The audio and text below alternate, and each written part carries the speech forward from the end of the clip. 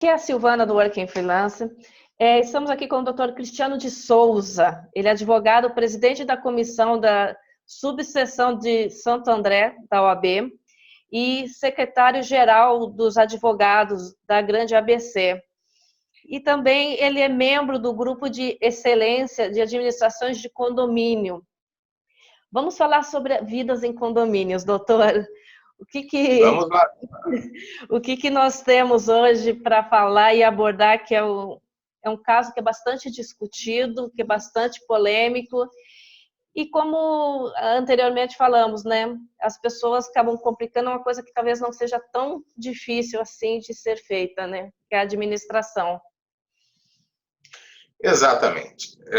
Viver em condomínio não é difícil. Viver em condomínio é fácil. É como você viver no seu dia a dia. O nosso problema é as pessoas entenderem que elas estão dentro de um sistema orgânico condominial, refletindo toda a nossa sociedade que nós temos lá fora dos muros, e essas pessoas terem o senso de pertencimento a este grupo, identificarem que elas, a partir do momento que compraram um condomínio, assumiram para elas e para um grupo a participação deste grupo e a valorização de um patrimônio único. Né? Porque, apesar de ter um imóvel ser seu, ele tem parte que é comum. Não, com certeza. E muitas vezes gera, hoje eu tenho acompanhado, porque a gente acaba acompanhando, estudando, dando até consultoria referente a isso, sobre os bullying que acontecem dentro do condomínio. Que bullying não é só em escola, mas que acontece dentro do condomínio por aquela medição de força, né, para buscar até procurações, aquelas coisas todas. Então, existe muito essa questão de bullying. Como lidar com tudo isso, doutor? Lidar com a situação de vizinhança, com as questões comportamentais de vizinhança, é como você lida na sua própria vida. Você tem que ter o senso de limites. Sim. O teu limite vai até onde, né? Quando você vai participar de uma assembleia, você comentou a respeito de você muitas vezes forçar alguém a dar uma procuração ou a intimidar esta pessoa. Em outros ramos você tem como assédio moral. Existe isso em condomínio? Sim, isso também existe em condomínio, como existe em qualquer outro lugar do mundo. Em qualquer outro lugar da sociedade você vai encontrar isso.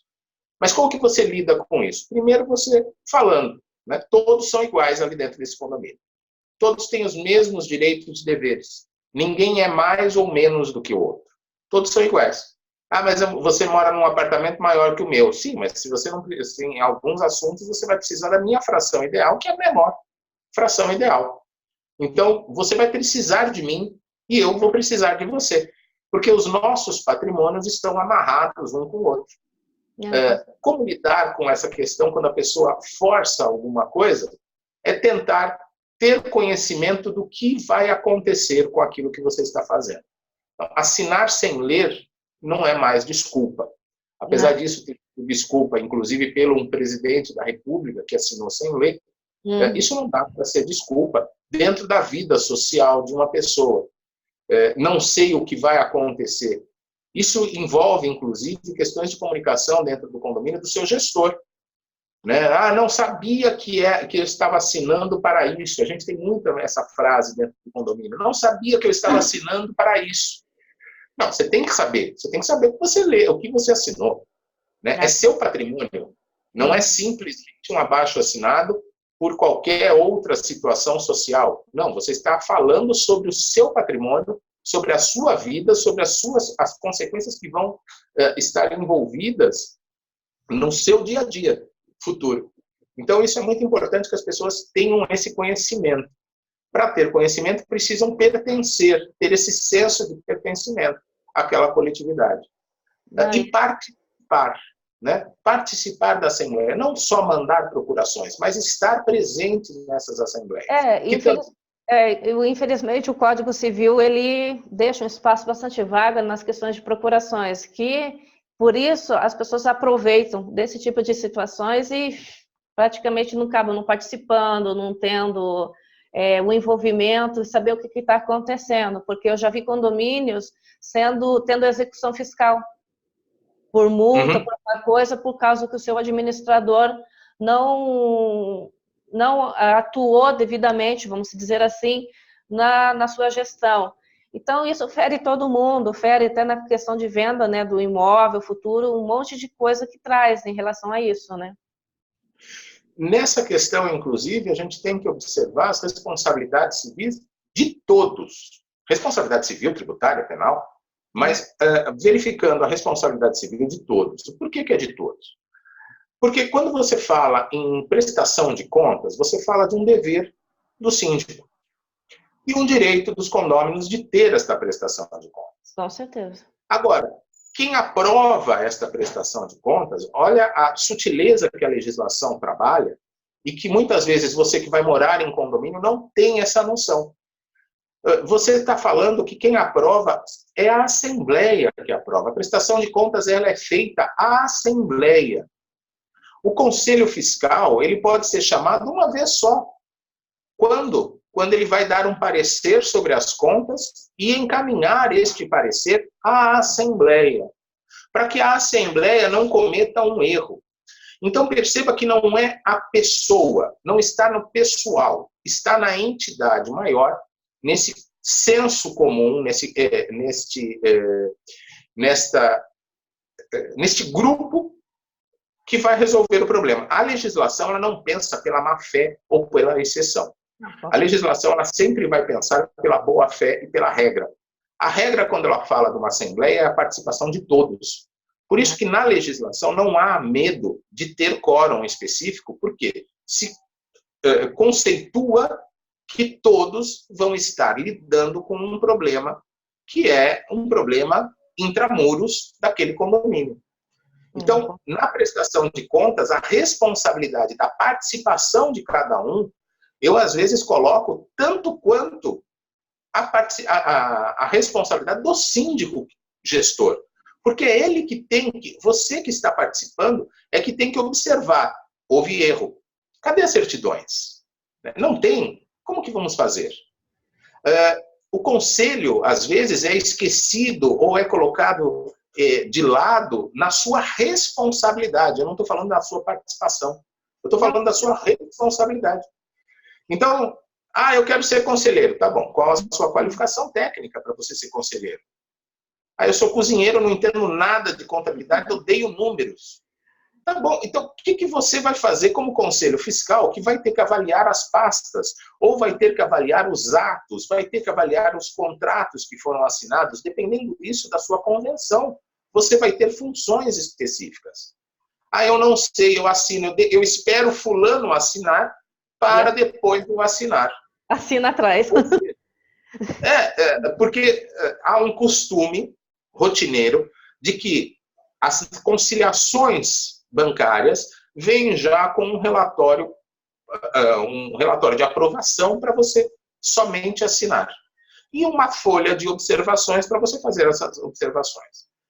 Isto deveria ser, tudo bem, pode até ser mensal, mas deveria ser concentrado numa Assembleia de Prestação de Contas para que os condôminos que elegeram aqueles conselheiros saibam qual é o parecer daqueles conselheiros e podem aprovar ou não as contas daquele síndico que foi escolhido, né? Porque a legislação tem essa diferença. O conselho é eleito e o síndico é escolhido. Por que é escolhido?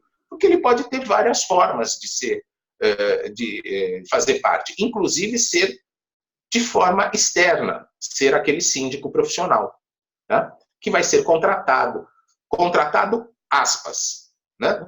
Não há possibilidade de um gestor de condomínio se fazer por contratação de forma contratual, termo separado. E eu sigo uma linha do seguinte: não há contrato nesse síndico profissional, porque a ata de escolha dele já tem todos os requisitos que um contrato deve ter. Aí vocês podem levantar, mas não tem o requisito da renúncia ou da destituição. Na verdade, a renúncia é de uma única pessoa, é um ato único, e a destituição, infelizmente, ou felizmente, dependendo da situação, o Código Civil, ele fala que todo um negócio jurídico que depender de uma solenidade, ele necessita desta solenidade, senão ele se torna nulo. Então, a destituição de um síndico, para não ser anulada, ou melhor, nula, porque nem anulada ela, é nula, ela precisa ser levada para uma assembleia, e a assembleia é quem vai desfazer a destituição.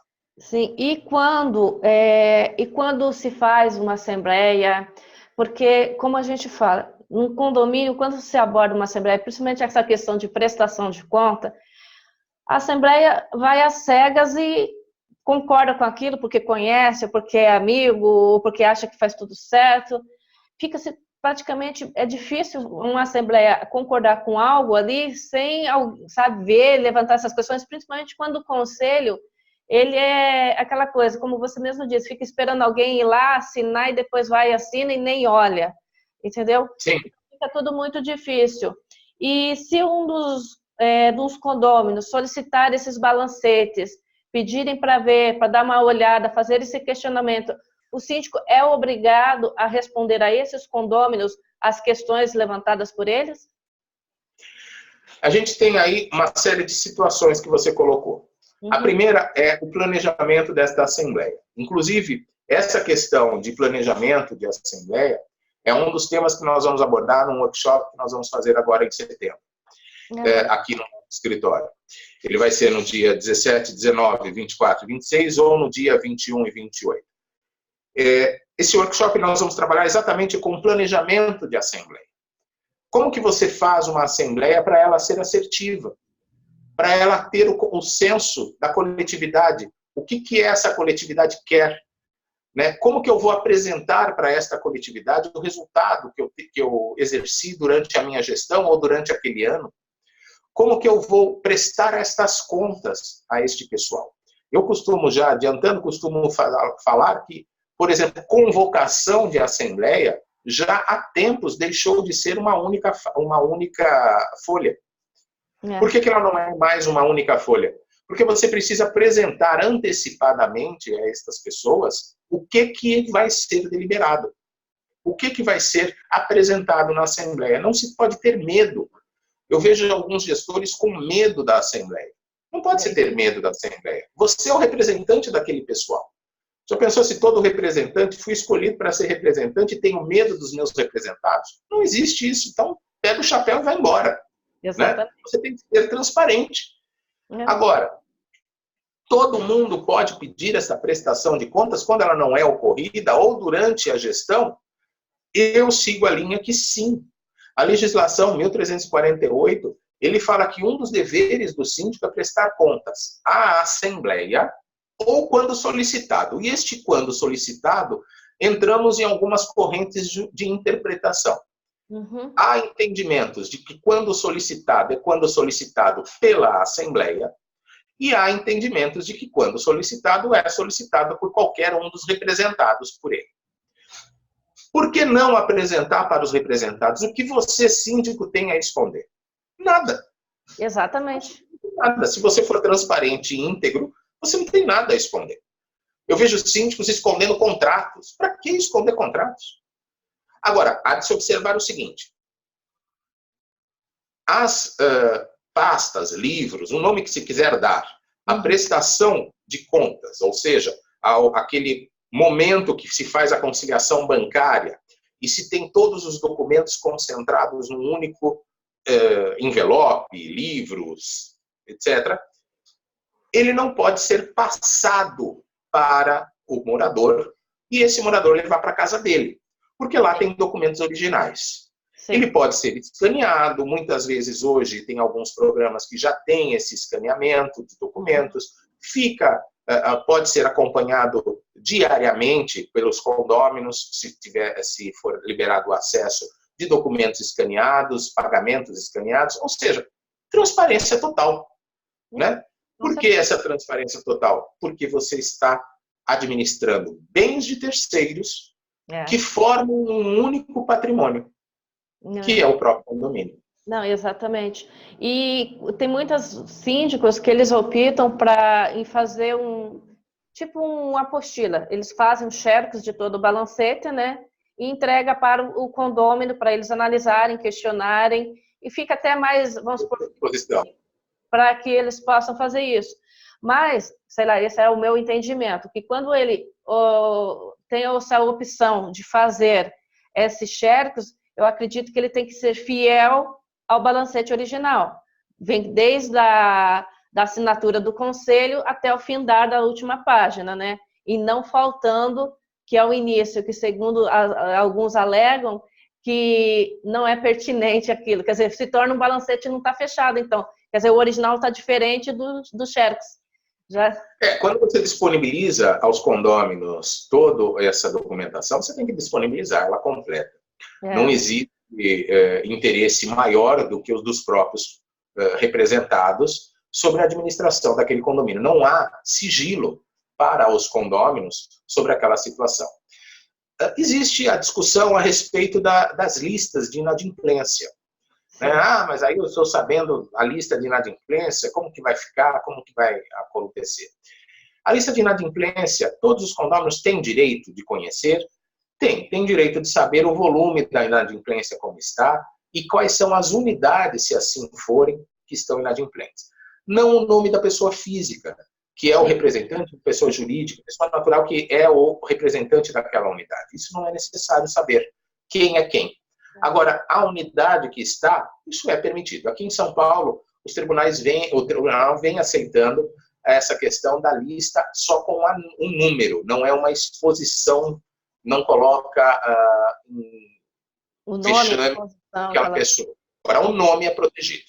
Não, o nome fica protegido. Não, essa divulgação até de inadimplente, até é uma pergunta que eu ia te fazer, porque existe essa discussão bastante grande. Eu, no meu entendimento, também a unidade e o valor, porque precisamos saber quanto o prédio está, os inadimplentes, porque nós estamos pagando esses inadimplentes de uma certa forma, para, de uma certa forma, cobrar a administração ou o corpo ali que administra o prédio para que se resolva da melhor forma, né? Sim. A natureza jurídica do condomínio é de rateio de despesas. Então, na questão do rateio de despesas, ela não é uma despesa do mês anterior, ela é de um próprio mês. Então, eu estou rateando hoje o que agosto foi o gasto de agosto. Porque eu tenho uma previsão orçamentária que prevê um valor, um volume de despesas para o mês de agosto a ser rateado no mês de agosto.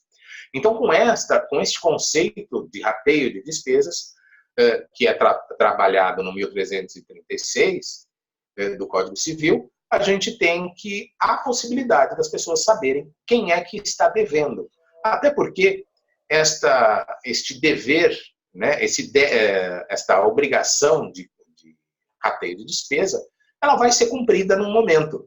Ela vai ser cumprida até mesmo com as garantias da própria unidade condominial.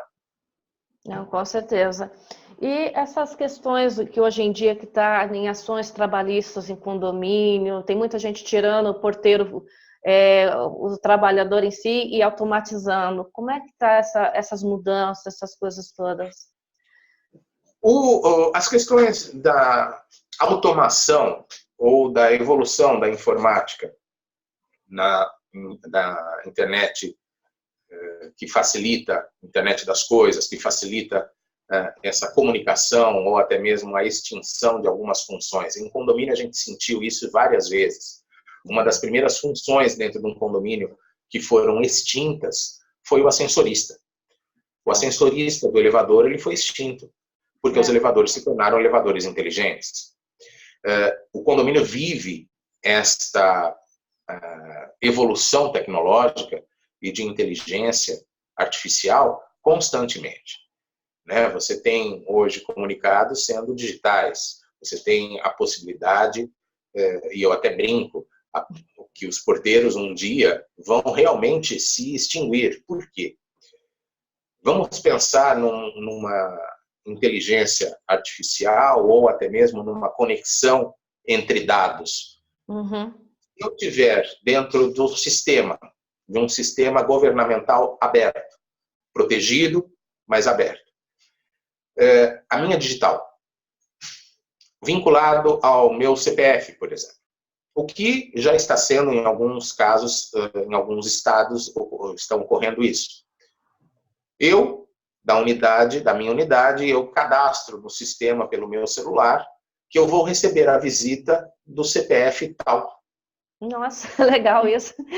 Aí, o que vai acontecer? O meu sistema integrado poderá, isso é minha visão, mas que estamos próximos de chegar disso. O meu sistema integrado vai permitir que a pessoa coloque o dedo, a digital, vai se conectar a um sistema da Receita Federal, por exemplo, vincular se aquele CNPJ, se aquele CPF é realmente da minha digital, vai abrir os portões para mim.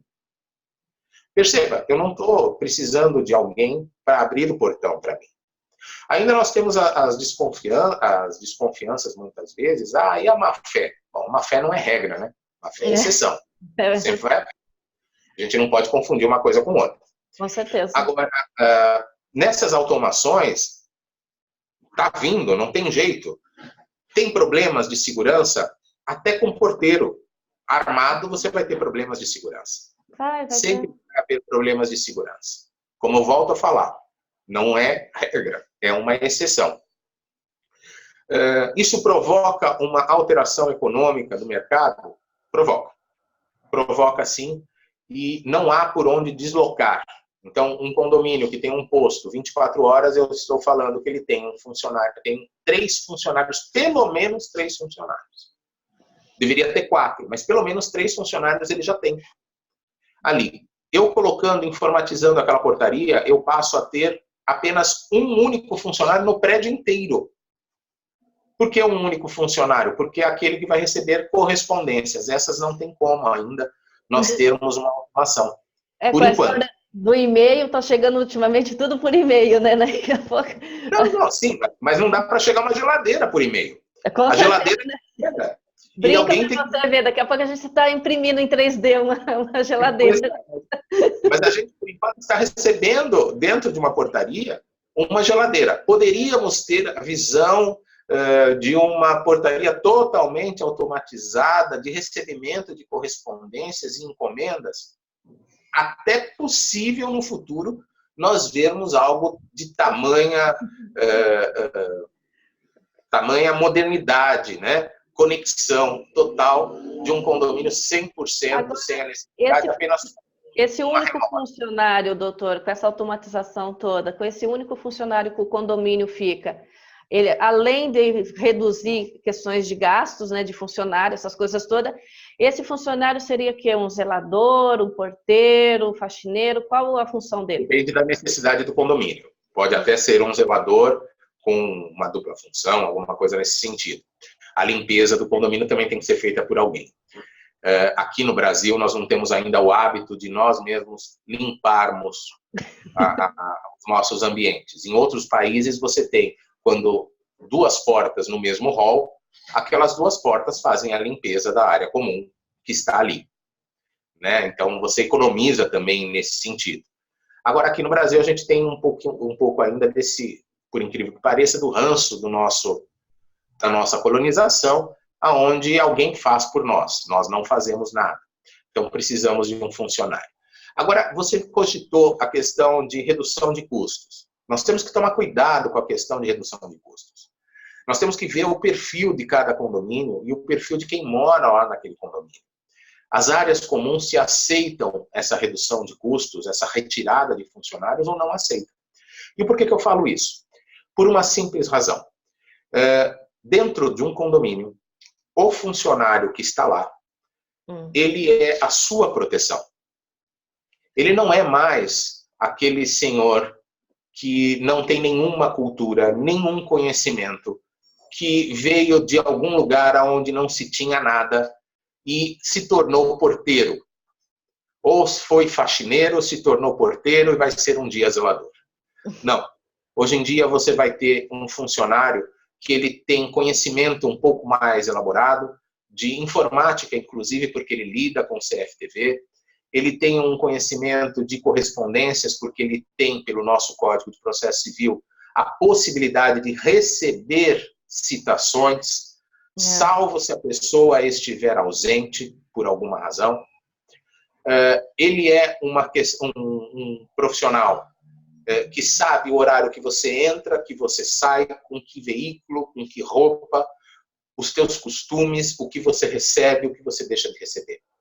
As pessoas têm que parar um pouco de achar que dentro da própria casa, no condomínio, principalmente no condomínio, porque quando você está numa casa privada, numa casa na rua, você não economiza tanto como você quer economizar dentro de um condomínio e transforma aquele condomínio numa situação horrível de se morar ou de totalmente impossibilidade de você ter uma segurança plena dentro daquele condomínio.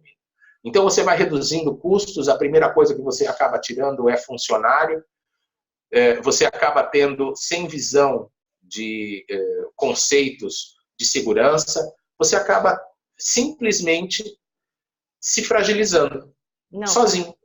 Você acaba se fragilizando. Mas essa troca de funcionários para automatização, existe uma redução de custo? Ou ela é só um tipo fake, assim, que na realidade é a mesma coisa? Porque... a redução direta... condomínio assim, que tem mais idosos, que hoje em dia tem condomínios que praticamente a maioria são idosos. Aí eles alegam que certas situações, que não pode automatizar por causa que as pessoas idosas são mais complicadas, não vão entender. E existe também, e essas pessoas não têm as questões financeiras assim, então eu posso cobrar o condomínio alto, que vai estar tudo certo.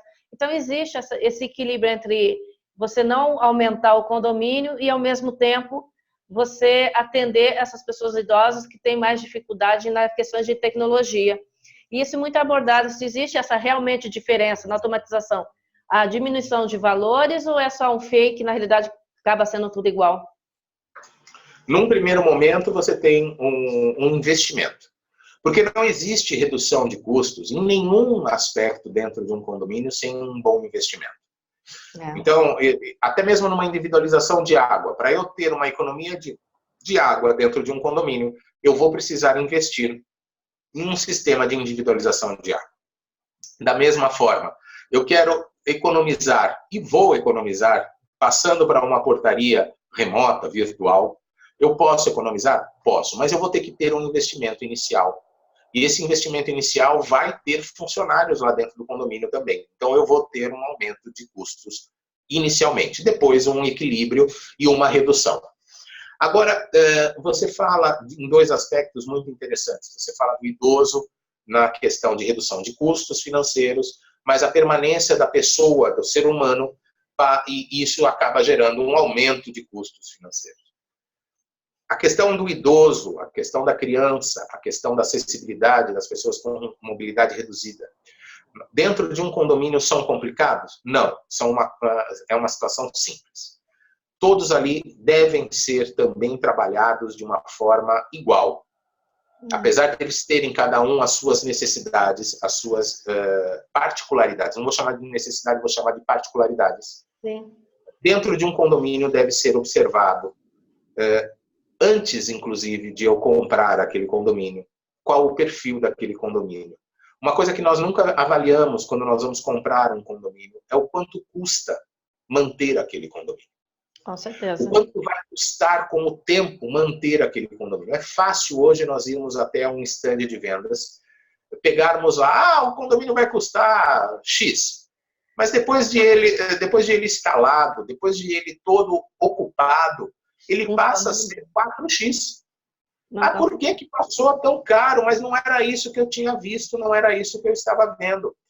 Bom, passou a ser tão caro porque vocês começaram a exigir situações diferenciadas. Você acabou colocando ali todo um equipamento de primeira linha, que exige uma manutenção de primeira linha.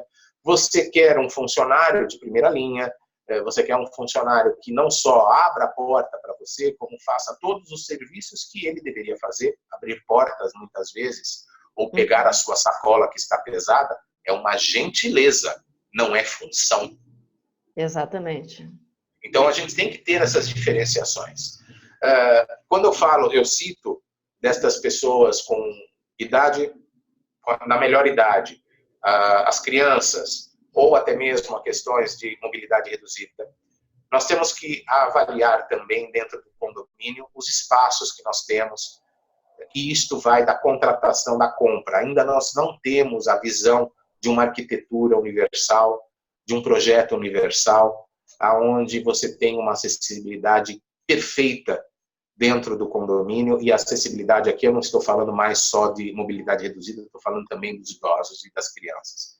Muitas vezes eu tenho condomínios que a construtora não previa isso ou não fez isso. Não sei também o porquê que ela não faz isso. Mas ela não faz. Contenção de gasto, sei lá se a gente pensa exatamente isso. Às vezes, muita coisa eu vejo, o que custava fazer isso e facilitar, né? E simplesmente, às vezes, eles acabam não fazendo esses acessos, essas coisas todas, né? São uma redução que prejudica a sociedade. Eu acho que nós estamos mais do que na hora de, além de buscar transparência, qualidades, etc., dentro do condomínio na gestão, está na hora de nós, sociedade, entrarmos realmente e solicitarmos ao Estado, em todos os seus níveis, que cumpram a Constituição da melhoria da habitação que está lá na nossa Constituição, que é dever do Estado, do município e da União, buscar esta melhoria da habitação. E aqui, quando eu estou falando de melhoria da habitação, não é construção de Minha Casa Minha Vida. Até mesmo eles, Minha Casa Minha Vida, essa construção deve ter um conceito habitacional. Entender que pessoas vão morar lá dentro. Não são animais que vão morar lá dentro. Não, com certeza. Vão morar lá dentro. Então, ela precisa ter esse projeto universal. Então, a pessoa pode não ter a mobilidade reduzida hoje, mas ela vai ter a mobilidade reduzida amanhã, ou momentaneamente. E como que eu fico dentro de um banheiro cuja porta sequer eu passo? Não é verdade? Então, como que a pessoa vai tomar banho num local onde ela não consegue se virar dentro do box? Não, é bem complicado isso mesmo. Né? São situações que, então, a pessoa que vai comprar, ela tem que avaliar isso também. Eu tenho vários casos de pessoas com mobilidade reduzida ou que acabaram ficando com mobilidade reduzida com o passar do tempo. O condomínio não tem, na verdade, nenhum espaço para poder fazer uma acessibilidade. É adaptações em cima de adaptações que acabam criando, já vi, por exemplo, rampa, que não dá nem para subir a pé, imagine com uma cadeira, né? Uma cadeira de rodas. Então, nós temos que começar a pensar que o condomínio, ele vive eternamente, ele não é um empreendimento, não é algo que vai ser desmontado, não é um Lego que vai ser desmontado e montado de novo. Ele está lá para viver. Então, como ele está lá para viver, ele deve ser aceito com acessibilidade total. Não, com certeza. E nós não podemos colocar a lei do idoso maior do que a lei da criança, maior do que a da acessibilidade. Então, eu tenho muitas vezes um playground embaixo de uma janela do primeiro andar, ou até mesmo num apartamento garden de térreo, aonde lá vai morar um idoso. Aí começa o conflito, mas é um conflito quem tem mais direitos. Porque a legislação protege o sossego do idoso, protege o sossego do condomínio, mas determina que a criança deve ter o ambiente dela também. Quem tem mais direitos? É a briga dos direitos e do poder, né? Mas isso quem fez é a lei, não é a questão daquele condomínio. Não, então está na hora das pessoas entenderem, as pessoas que eu falo é quem constrói. O problema está na origem, muitas vezes. Eu fui questionado há tempos, numa entrevista há pouco tempo, sobre questões de garagem. Né? Questões de garagem, de espaço de garagem, podem ser, por exemplo, mediadas, podem ser levadas para uma mediação, e minha resposta é não. Não é tudo que pode ser mediado, não é tudo que pode ser resolvido na conversa. Porque vamos pensar, você tem um carro tamanho GG, numa vaga que você comprou P. Se eu ajeitar o seu carro em outro local, imagine se todos porque aí o direito ele é horizontal e não vertical. Ele é todo. Então imagine se todos tiverem o carro GG. Não é mediável. Por quê? Porque isso tem um espaço que está dentro de uma matrícula. Exato. Que inicia o conjunto de todas as matrículas daquele condomínio formam todo o empreendimento, formam os 100% da fração ideal. Se eu estou aumentando por minha conta, por uma mediação, eu estou aumentando, eu gestor, a sua área de ocupação, eu estou prejudicando os demais. Porque eu não estou alterando a sua fração. Não, com certeza. E eu até tenho que avaliar toda essa questão. E até falando sobre garagem, e quando a situação for inversa? Quando na escritura o tamanho da garagem é um, e quando você mede a sua garagem, ela é outra. Como proceder nessa... Aí você compra um carro, eu não sei, eu gosto de carro, acho bonito, mas eu não entendo muito. Aí tem uns carros que são grandes, são longos, são largos, aí não dá para abrir a porta. E o síndico foi lá, marcou, fez as demarcações lá tudo, e de uma certa forma, essa garagem, na demarcação, ela está menor do que consta no direito real da pessoa. Como se procede nessa hora? Não, eu tenho que seguir, existe uma margem, as normas técnicas permitem uma margem de divergência. Mas essa margem não pode ser prejudicial àquilo que está sendo vendido. Se conceituou agora a possibilidade de vender como se fosse roupa, né? Tamanho PMG, né? De garagem. Mas não dá para ter malandragem no assunto. Então, eu vou comprar um condomínio, compro um apartamento num condomínio, compro um apartamento num condomínio e compro uma vaga P porque é mais barato. Mas eu tenho uma picape cabine dupla. O tamanho é G dessa picape.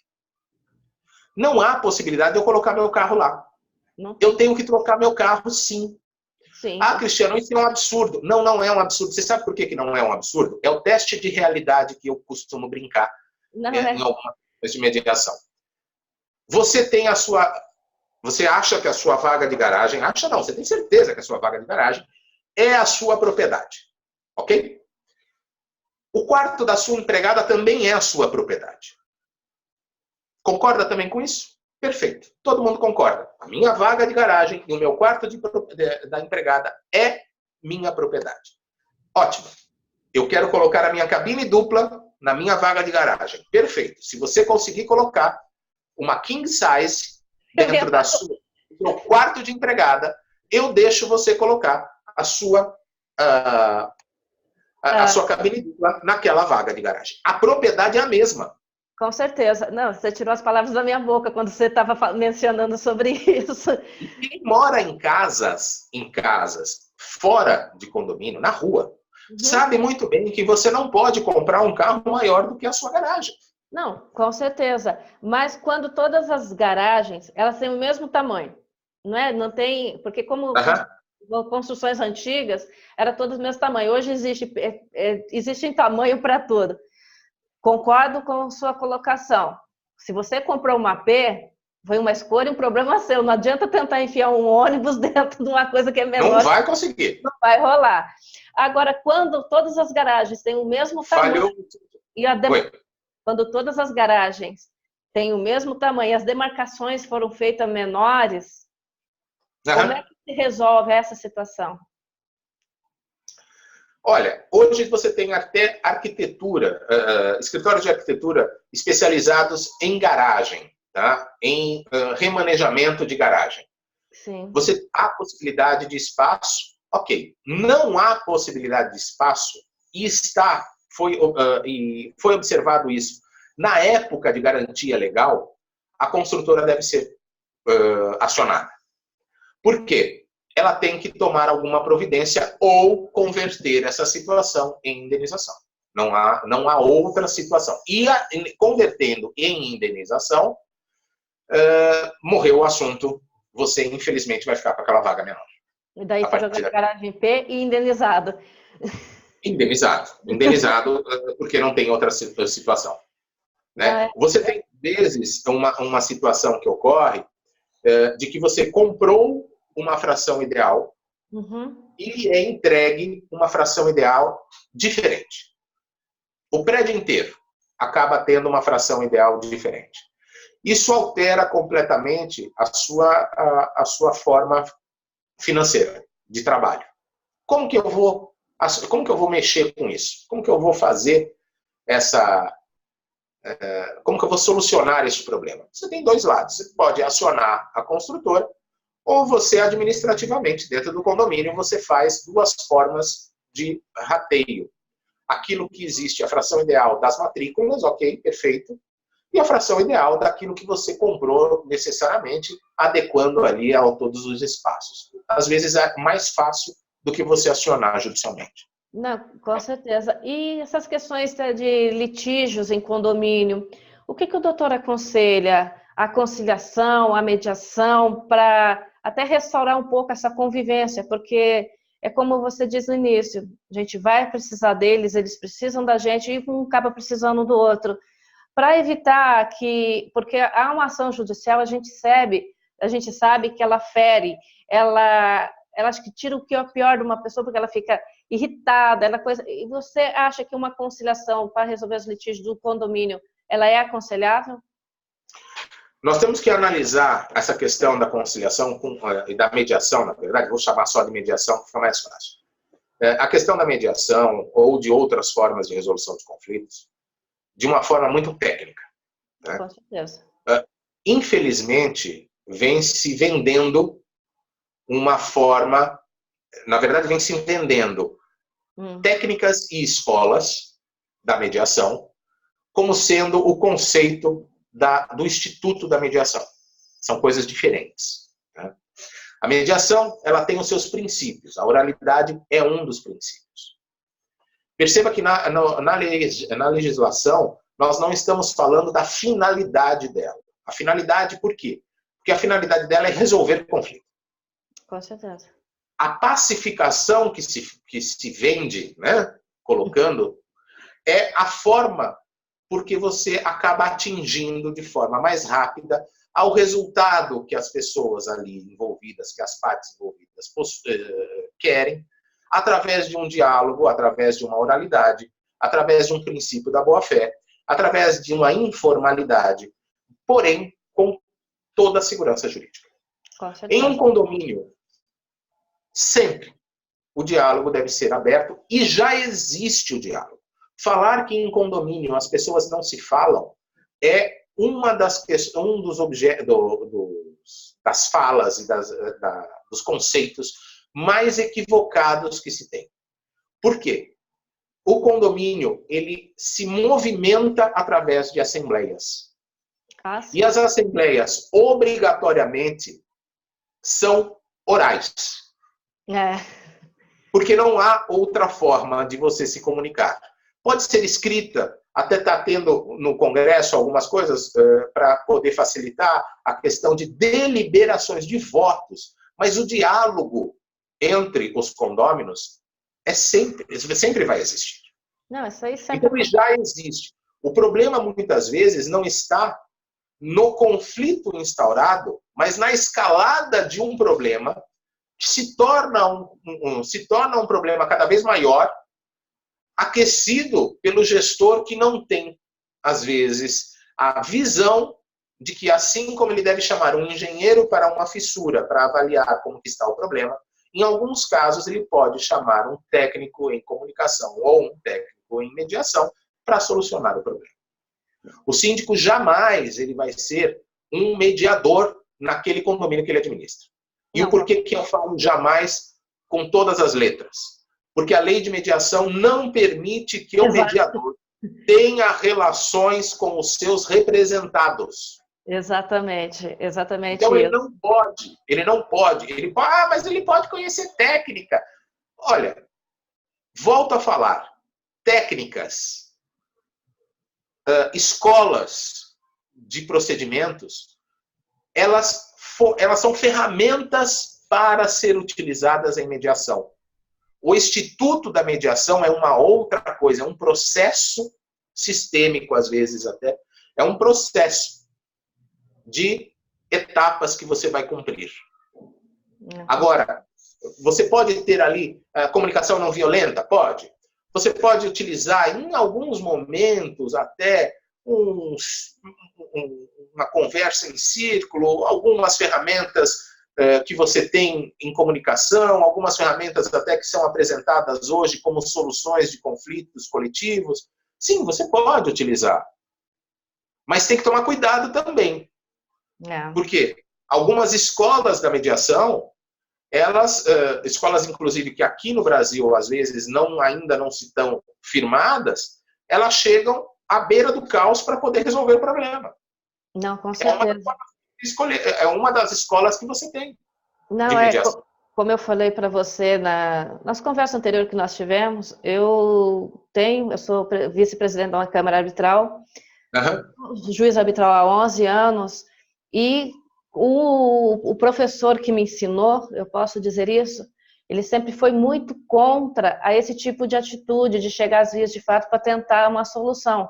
Porque o nome mesmo diz, é uma mediação, é uma conversa, é a vontade das partes. Então a gente não pode simplesmente fazer daquele um ato de terror para que se conclua e que faça, olha, ganhei ação, sabe? Acho que... Perfeito.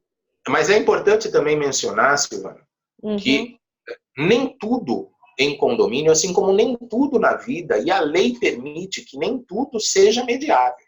Não, com certeza. Então, eu posso e eu devo, né? A mediação, no caso, para condomínios, ela deve ser estruturada, pensada, arquitetada, utilizada como estratégia de resolução de conflitos, junto com outras formas de resolver conflitos. Então, vamos pensar que eu tenha uma garantia legal com uma construtora que vença daqui a uma semana. Eu sei que uma câmara de mediação vai pelo menos me levar 15 dias para entrar em contato com outra parte. E a câmara, e na mediação, o prazo prescricional é suspenso a partir da primeira sessão. Enquanto numa ação judicial, ele se interrompe com o recebimento da petição inicial. Então, veja, é uma estrutura que os profissionais do direito têm que começar a utilizar e pensar a respeito qual a melhor forma com o problema que eu tenho para resolver. Exatamente. O Poder Judiciário pode, sim, e deve ser utilizado em alguns momentos, não como ameaça, mas como resolução de conflitos. Eu tive um caso onde eu também sou mediador privado na área judicial aqui de São Paulo. Eu tive um caso onde envolvia um grande condomínio e 10 casas aproximadamente, onde o dano moral, inicialmente foi decidido, atenção, o dano moral não será objeto desta mediação. As partes resolveram que o dano moral iria para o Poder Judiciário. E todo aquele preparo que nós tivemos numa movimentação de terra, numa sondagem de movimentação de terra que foi feita, não foi levado para a ação judicial de danos morais, porque ele era um documento específico para a mediação que iria ser feita e estava revestido de confidencialidade. Então, no dano moral, tiveram que fazer novas provas. Então, perceba que os advogados que estavam ali envolvidos tiveram, assim, e sem nenhum medo, e sem nenhum ranço de que estaríamos dividindo as situações. Não. Olha, atenção, dano moral vai ser resolvido lá. O Poder Judiciário vai resolver. Aqui nós vamos resolver todo o restante. E todo o restante foi trabalhado.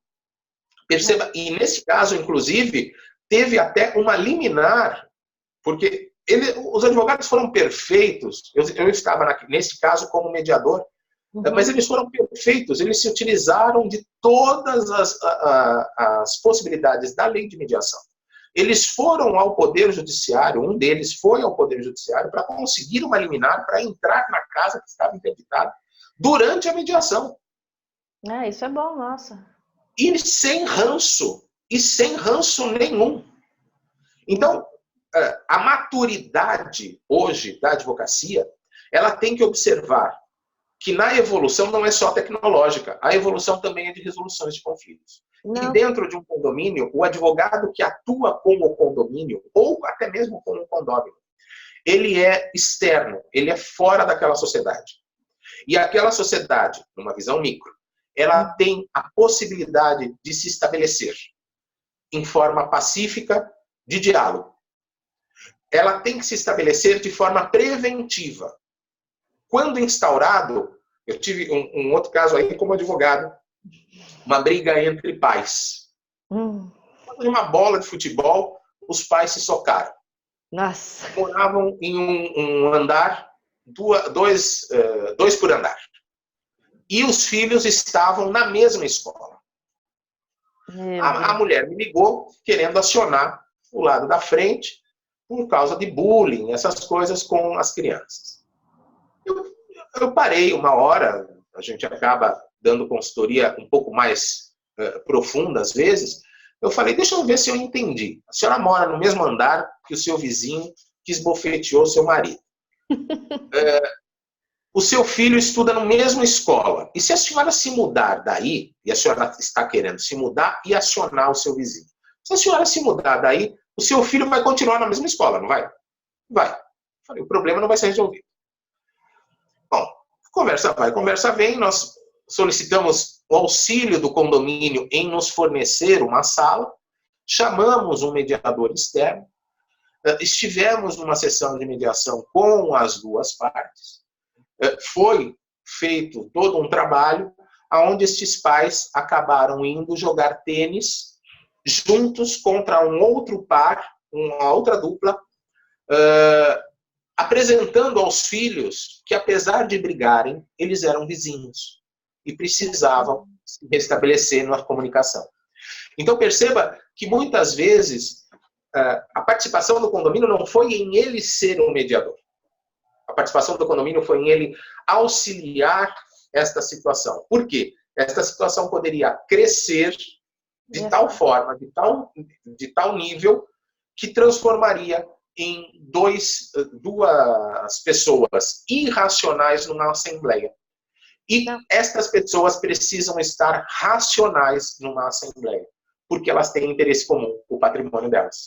Não, com certeza. E por causa de uma bola, por causa de coisas mínimas, às vezes até por causa de procurações. Eu falo isso de conhecimento porque eu já vi as pessoas criam litígios, fazem bullying, elas fazem toda uma movimentação, entre aspas, política em volta disso, para conseguir em cima o que quer. Então, se não tiver uma pessoa que chega e chama ela à realidade para que isso venha se atuar, para preservar o condomínio, a convivência, porque queira ou não, tanto na rua quanto no condomínio, a gente está sempre encontrando com pessoas.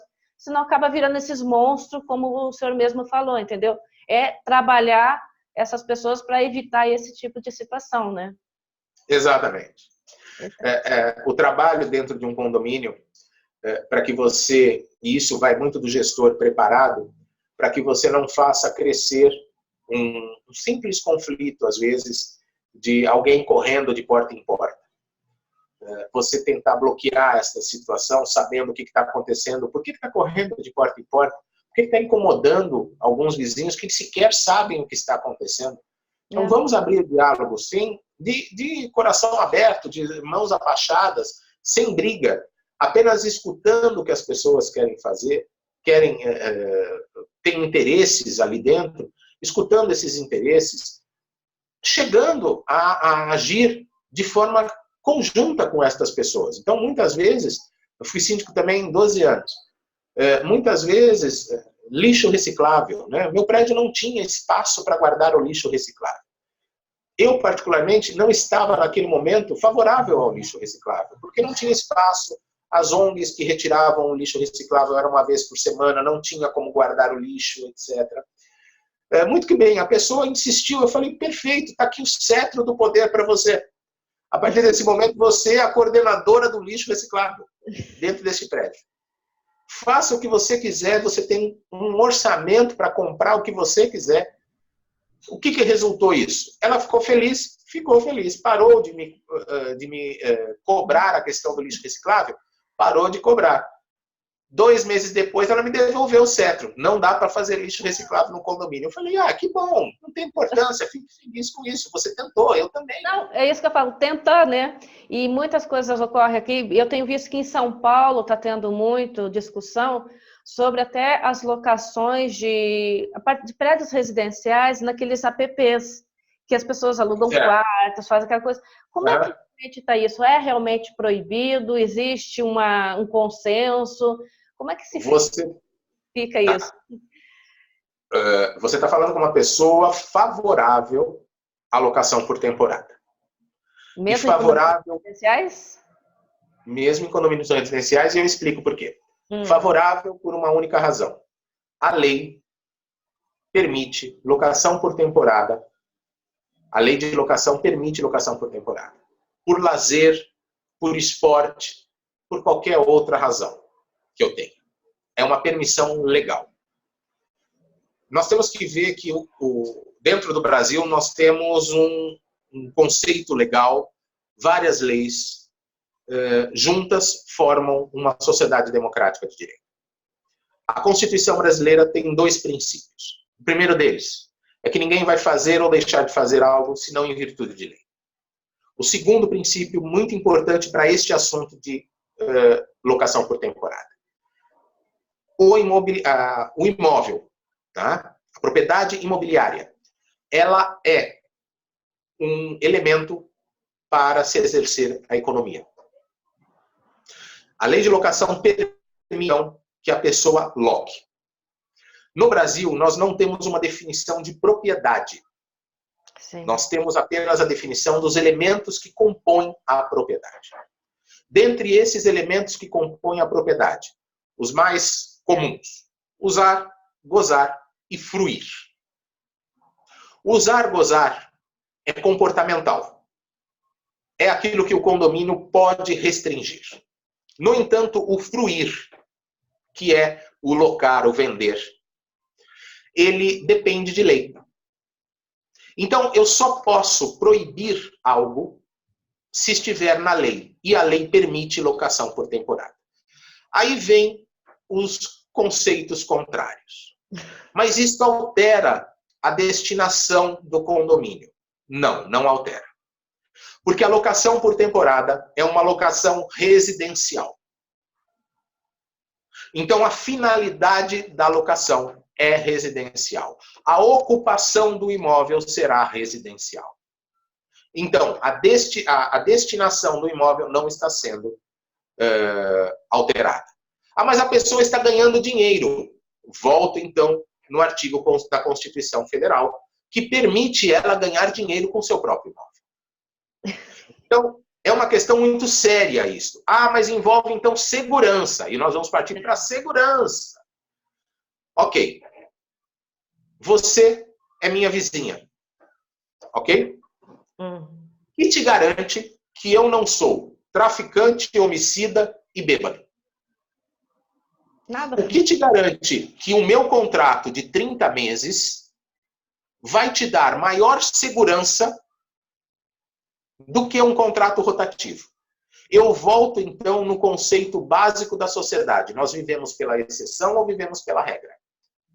Eu ando a 60 km por hora com o meu veículo porque tem radar, ou eu ando porque a lei determina que deve ser 60 km por hora? Eu ando pela exceção ou ando pela regra? Essa é a verdade. Tem que começar a colocar isso em Minas Gerais, por exemplo. Existe muito a questão ou cidades que têm universidades, a questão se pode ou não repúblicas dentro do condomínio. Então, olha a situação que surge num conceito desse tipo. Se eu compro um imóvel, coloco meus 3 filhos dentro deste imóvel. Um dos meus filhos é drogado, o outro é cleptomaníaco e a outra é prostituta. Qual a diferença de uma república de pessoas que estão na universidade e só usam a república para estudar? Vamos pensar na regra. Eu não vou pensar na república que vai ter bumbo, vai ter forró, vai ter... Não estou pensando nessa daqui. Eu estou pensando na regra, não na exceção.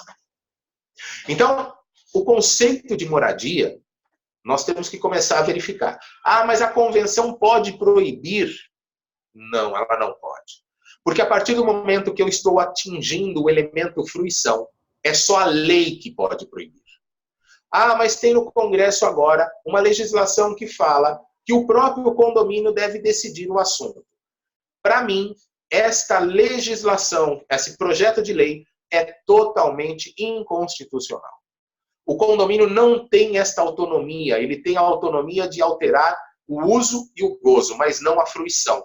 Caso contrário, eu estaria atingindo um outro nível econômico que se chama holding familiar. Administração de bens próprios. É. Então, eu envolvo uma cadeia de situações quando eu falo, olha, aplicativos são proibidos. Não, ele é mais fundo, mais profundo o assunto do que uma simples deliberação de assembleia. Mas eu então tenho que mudar a destinação para condomínio misto. E aí eles fazem essa alteração por 2/3 apenas. Não, destinação é elemento de instituição de condomínio, e a instituição do condomínio ela só pode ser alterada pela unanimidade. Né? Então a gente tem uma série de situações bem delicadas nesse assunto. Não, com certeza. Na minha visão, sim, eu posso ter a possibilidade de locação por temporada por aplicativos. Não, mas é isso mesmo. E essa vida de condomínio, né? Quem que nunca passou por isso um dia? Quem nunca morou e nem quem nunca não teve um conflito, alguma coisa?